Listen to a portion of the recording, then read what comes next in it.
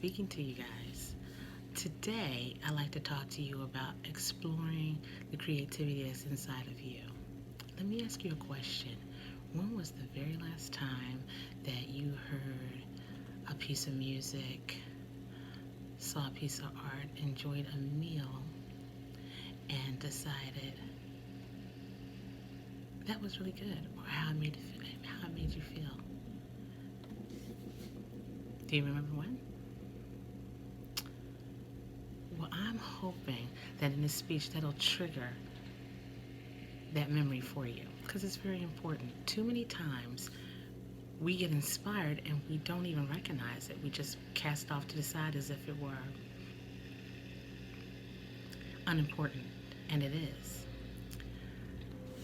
What I like you to be aware of is that little voice inside of you that gives you joy when you hear a certain piece of music, or when you go to a botanical garden and you get a quiet pleasure, or you see a piece of art or a certain color makes you happy. That's called creativity. That's within all of us. I know when you hear arts, you believe automatically that it has to be drawing or dance or music, but that's not what it was. That thought process came from the U.S. here in America, in our own town, where the pervasive thought at the time was that the arts aren't really that important, not to life, not to anything, and certainly not to education. It was something that you decide to do in your spare time. And so what they did was they said, while we recognize that it's important um, outside of school, we don't really recognize the importance of it in school. It's extracurricular. So they removed it from school and they focused on what they thought was most important, which was science, technology, engineering, and math, STEM. I know you've heard of it. And what happened when they did that, what was so surprising is that, you guessed it, the grades plummeted. No one saw that coming. No one understood why. And then enter No Child Left Behind. In No Child Left Behind, what's so important about that is that it forced the schools to take meticulous records of their classrooms, of the grading systems, of the particular classes they were taking, and they had to compare them to STEM without art as opposed to STEAM with art. And what they found is that with the addition of art, the curriculum and the grades went back up, way up.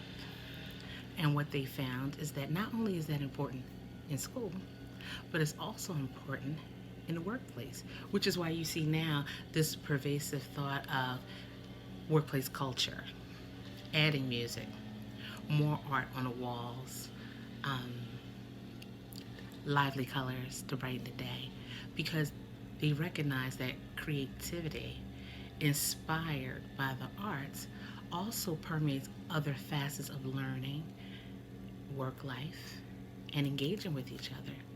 That art is essential to the human experience.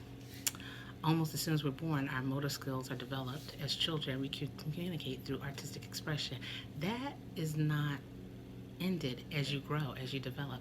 And it doesn't stop when you graduate high school. It doesn't stop in college. You may find yourself drawn to mathematics or science or technology. But what we found is that, and when I mean we, I mean the government has found in researching this, that to make you a better artist, mathematician, scientist, you need to incorporate art in your life, music, some form of creativity. And even if it's in the smallest form, and I'll give you an example, have you ever had a really bad day? I mean, terrible day. And you have somebody who really cares about you telling you all the best things in the world, the best advice, and it doesn't move you. And then you go somewhere alone and you hear a piece of music and it changes your whole attitude, whether it has words or not words. That is what it does for you. It gives you small spurts of inspiration that we don't always see as creativity, but it does. It causes you to become creative. It also helps you empathize with others. It compels you to do that. Just music, just art, just colors. They change how we feel. And that's one of the components in musical therapy. It communicates with us where words cannot. These are one of the things where they start to see compelled other people who you would not normally see as artistic or perhaps creative. And when they found out that Steve Jobs, former CEO of Apple, his vision for Apple computers was not science based. What he wanted to do was fuse art with technology. But art was the drive. The same way with Dr. Dre's Beats by Dre, his $1 billion empire for headphones and audio systems. It was created because he wanted to fuse art with music. There's a lot of things that are affected in a lot of ways. It will affect you if you're a scientist, a mathematician, a dietitian, anything that you choose to do, you can create and incorporate art into.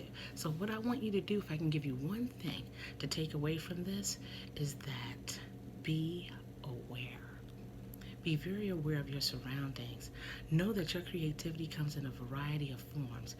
It's relative to each one of us. We see beauty differently, all of us, which makes it wonderful and makes it an experience that we can share together socially.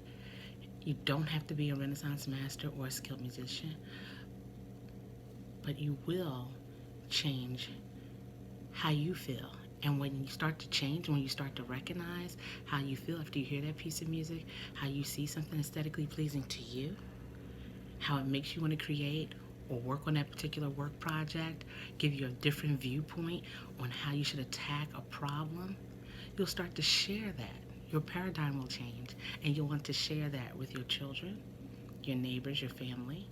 And in doing so, you change your community. And changing communities only branches out to change societal norms, which is what creative people set out to do. So what I want you to do is encourage others. Start looking at it for yourself. Look at the little things that trigger you.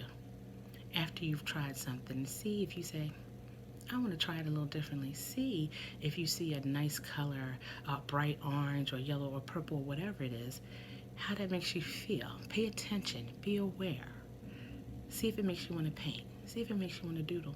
See if it makes you attack your project differently. Try these things. What we found is that it makes you a better person, better employee, and better community. Thank you. I hope you now discover the creativity that's inside of you. And once you do, let's see what you do with it. Take care. This is Tanita Kadani from Philadelphia. And it's been a pleasure being in this class and speaking to you all.